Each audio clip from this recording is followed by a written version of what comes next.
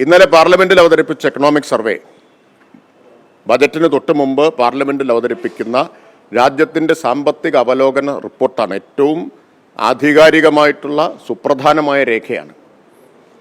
ആ രേഖയിൽ കേരളത്തിൻ്റെ അതിദാരിദ്ര്യ നിർമ്മാർജ്ജന പദ്ധതിയെ ദേശീയ മാതൃക എന്ന് പ്രശംസിച്ചതായി ദേശീയ മാധ്യമങ്ങളിലെല്ലാം വാർത്ത വന്നു.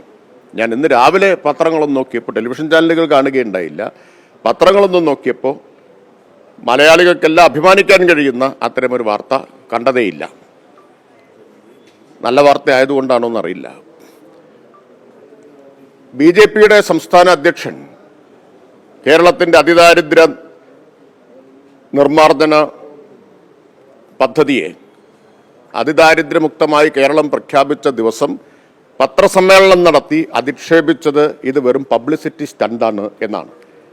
രാജീവ് ചന്ദ്രശേഖർ,